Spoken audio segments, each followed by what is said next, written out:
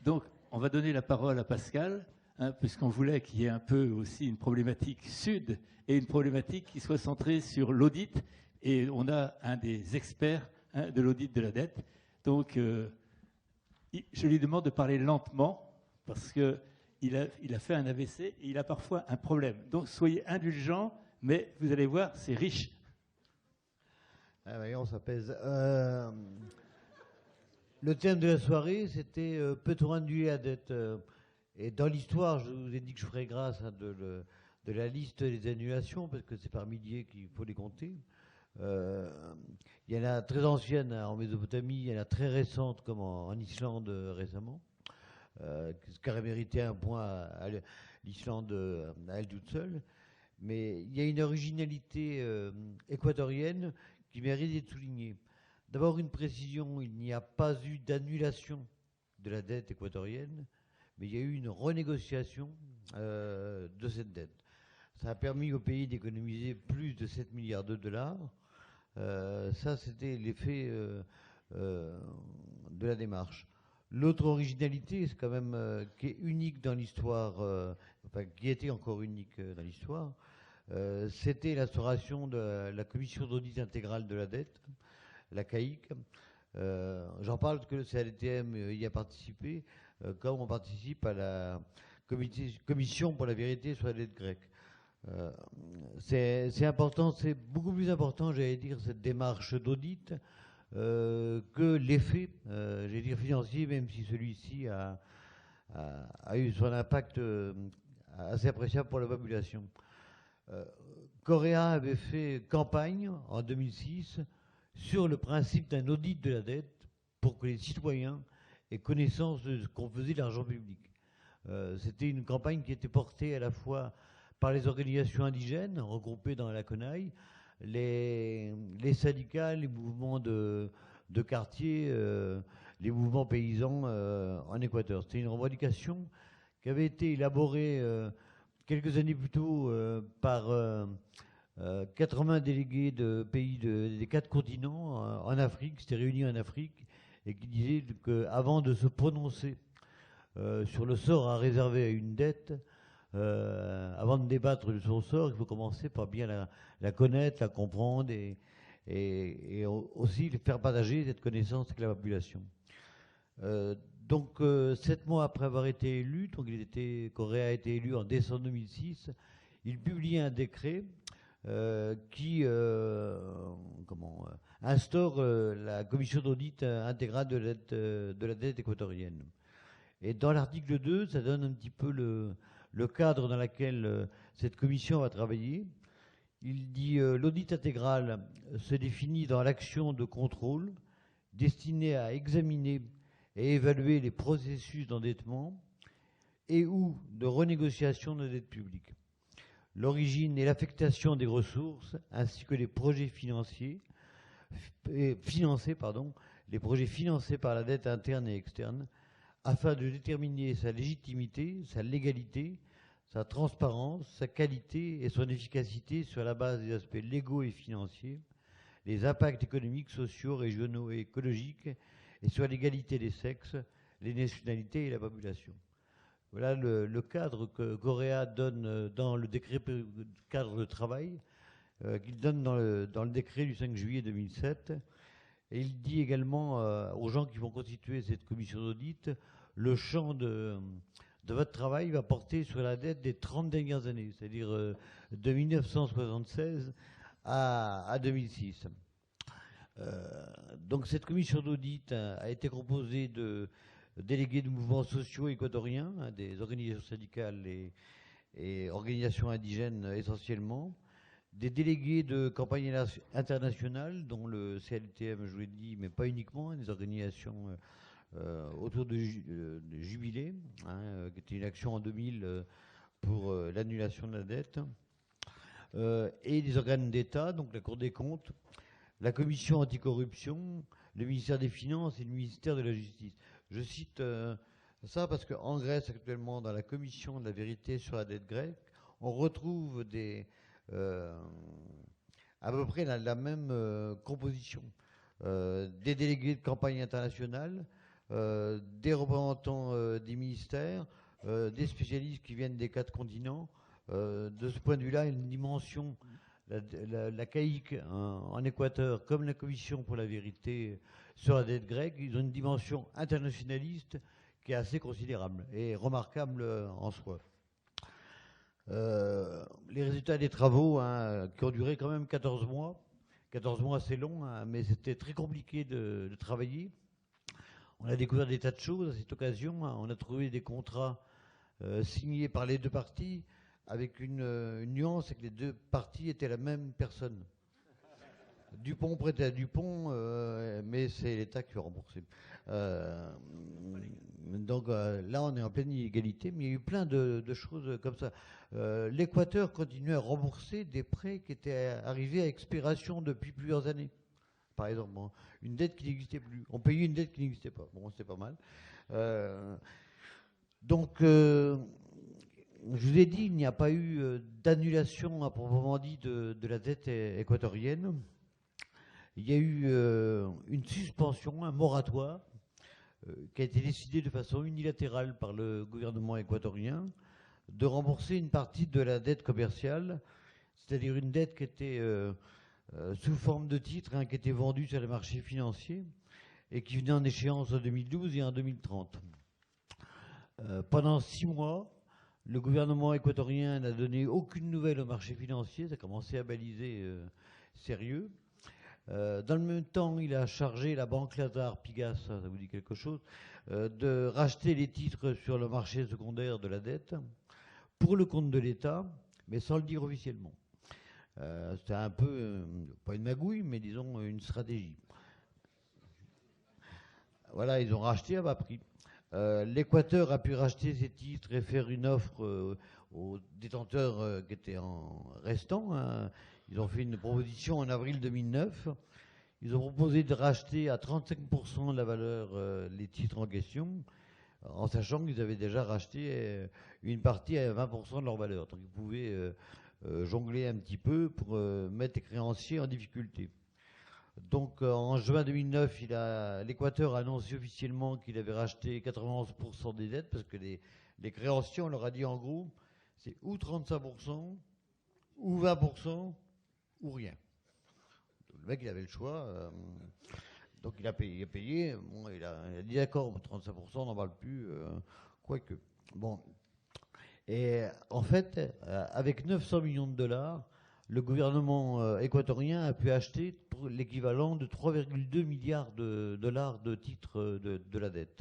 Donc ça a été une opération assez rentable.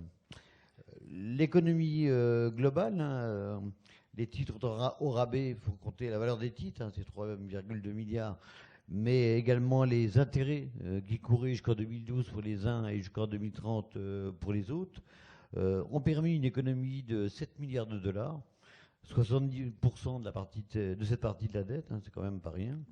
Et surtout, ce qui est remarquable, c'est que ces 7 milliards en question ont été investis immédiatement dans les politiques de santé, d'éducation et les infrastructures.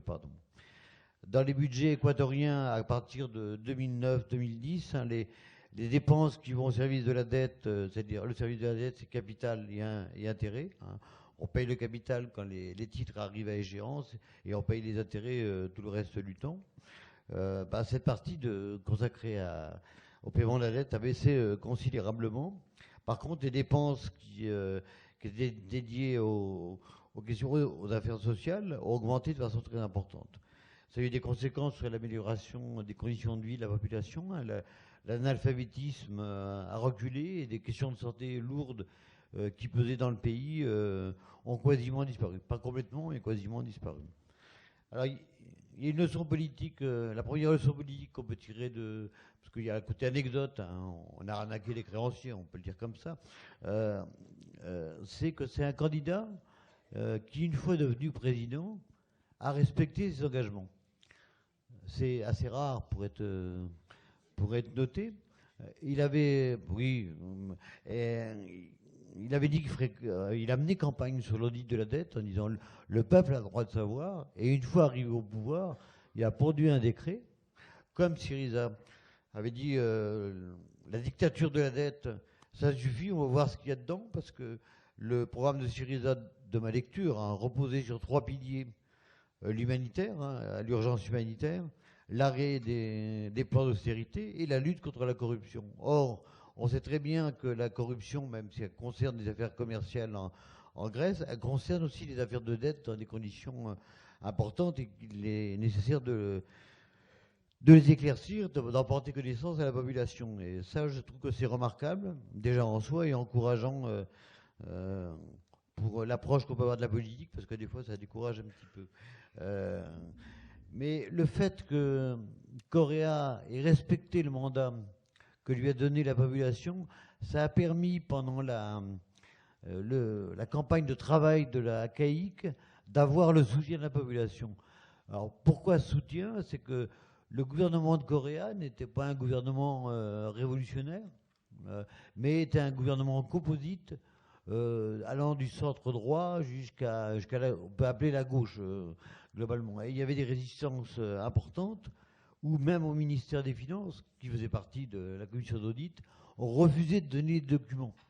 C'est quand même embêtant si Bercy, par exemple, ne nous donne pas des documents dont on a besoin. Ça va être compliqué de les chercher. Ou alors, il y a une solution, hein, c'est d'aller les chercher.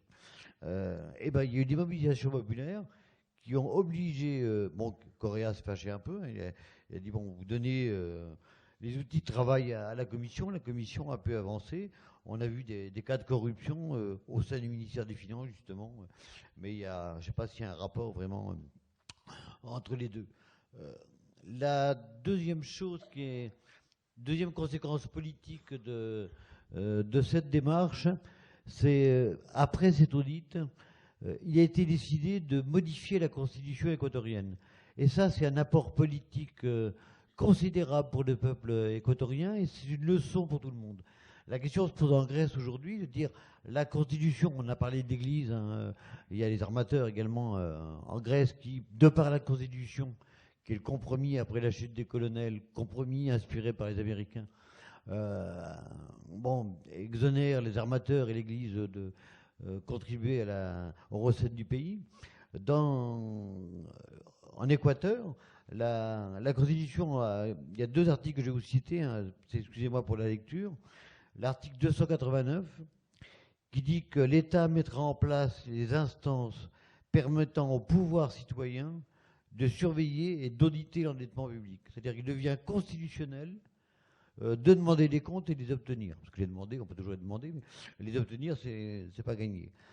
Et l'article suivant, le 290, il soumet tout endettement futur aux règles suivantes. La première, l'endettement n'est possible que si les recettes fiscales et les ressources de la coopération internationale sont suffisantes.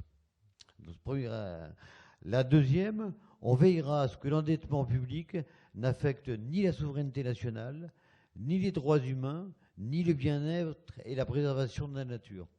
Je veux dire qu'il y a un bon qualitatif, ce ne sont pas uniquement des chiffres, c'est aussi une conception de la société qui est présente dans cette Constitution. La troisième condition, troisième règle, pardon, l'endettement public financera exclusivement un programme de projet d'investissement dans le domaine des infrastructures ou des programmes et projets qui génèrent des ressources permettant le remboursement. On ne pourra refinancer une dette existante qu'à condition que les nouvelles modalités soient plus avantageuses pour l'État. Et enfin, la quatrième, qu'on aurait bien aimé voir appliquer chez nous, l'étatisation des dettes privées est interdite. Parce que quand on parle de sauvetage des banques, en fait, on a récupéré des dettes privées qui ont été supportées par la collectivité. La leçon de ce tout petit pays face à l'Empire américain, face à la Banque mondiale, face à l'OMC et son tribunal, le CIRDI, a été de dire on peut dire non, même si on est tout petit, il suffit d'être déterminé. Et ça, c'est une leçon. Il y avait un risque extraordinaire hein, pour l'Équateur, mais c'est une leçon fantastique qu'a fait l'Équateur quand la Banque mondiale les a menacés. A dit on vous reconnaît pas, dehors. Ils ont expulsé le représentant de la Banque mondiale. Le FMI s'est pointé, dehors. Les prêteurs, les créanciers ont assigné l'Équateur au CIRDI, hein, c'est un tribunal pour régler les différends au sein de l'OMC. L'Équateur a dit on ne reconnaît pas le CIRDI. Donc la question était, ils n'avaient plus d'armes pour aller là-dessus.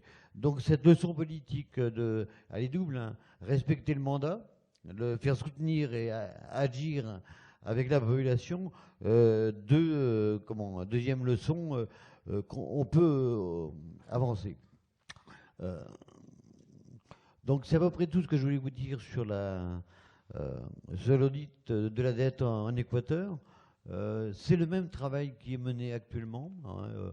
On a mis au point, parce qu'il y a eu des audits citoyens dans des tas de pays, hein, au Mali en 2002, enfin, il y a eu pas mal d'expériences d'audit, hein. Il y en a eu en Argentine également, il y en a eu au Brésil, hein. Il y a eu des audits parlementaires au Brésil, mais il y a eu des audits citoyens également au Brésil, qui ont fait des démonstrations assez intéressantes, qui ne sont pas arrivées parce qu'il n'y avait pas le pouvoir, mais qui ont permis de mettre en lumière des choses qu'on retrouve avec Petrobras aujourd'hui sur la corruption, qui affecte les principaux partis politiques brésiliens.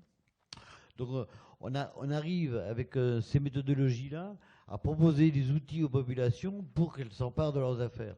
Et ça, c'est important. C'est pour ça qu'aujourd'hui, en France, on n'a pas droit de connaître l'identité des créanciers.